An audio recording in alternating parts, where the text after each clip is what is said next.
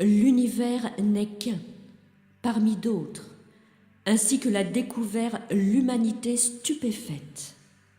L'imagination mise au défi a bien dû se ranger au relevé, calcul, mesure et constatation des savants.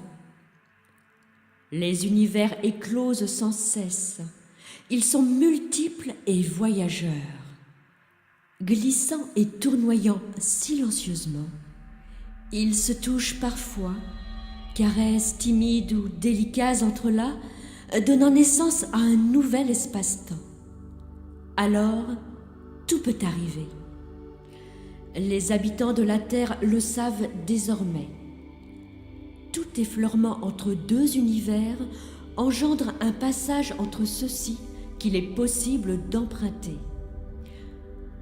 Voilà le genre humain définitivement sauvé, car de fin, il n'existe plus. Le soleil moribond verra les terriens quitter leur planète et, sans crainte, rejoindre un nouvel univers. Deux univers se sont frôlés et restent ainsi accolés. Entre eux, un chemin paraît. L'espace-temps se modifie.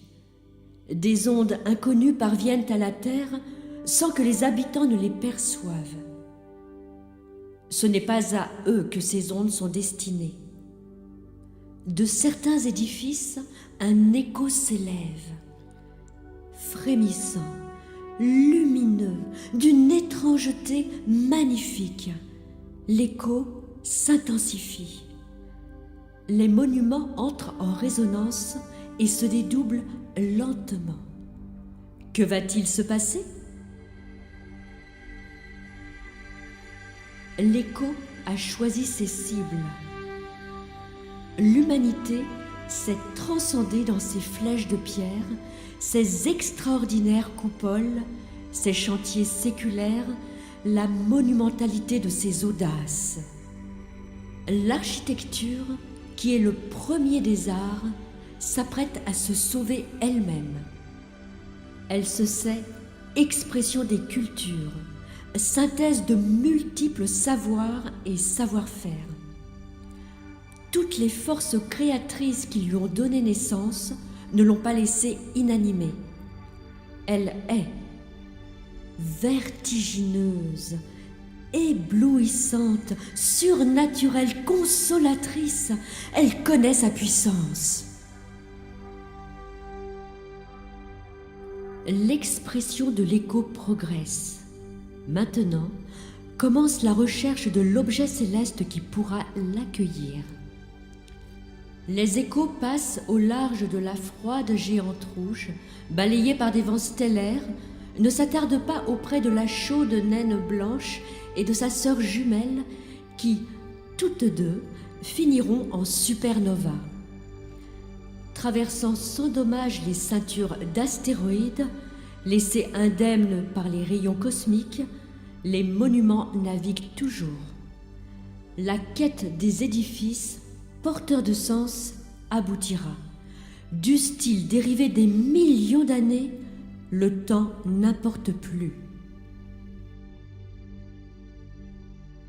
L'humanité bâtisseuse a réuni en de sublimes réalisations les connaissances scientifiques, la recherche du beau, de la vérité et du bien.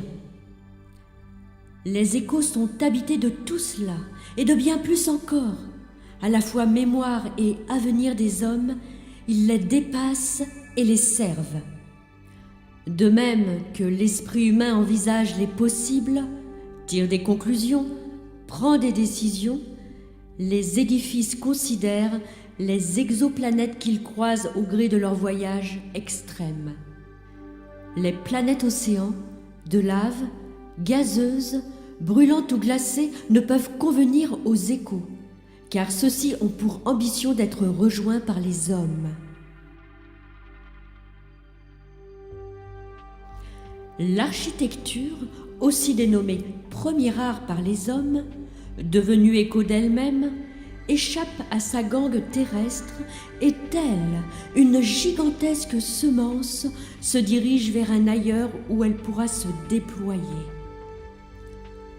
Aux esprits raisonnables qui se demandent comment une telle odyssée peut exister, il est répondu par une autre question. À quelle limite se heurte la puissance créative de l'imagination ? Telle est la force irrépressible qui propulse les monuments d'un univers à un autre. Les échos voyagent, leur périple est long et leur aventure extraordinaire. Leurs doubles de pierre et de verre restés sur terre n'ont jamais cessé d'émerveiller les humains, touchés par l'exploit qu'ils représentent. Tandis que la vie continue, au loin, dans un autre espace-temps, les échos des édifices cherchent un ailleurs accueillant. L'art éternel est né pour voyager dans le temps et jamais il ne se laissera oublier. Les magnifiques défis de l'architecture, ces splendides sculptures monumentales, sont fermement ancrés dans le sol terrien. Racines ou socle, est-ce bien là ce qui les retient ? Il est ici question de profondeur.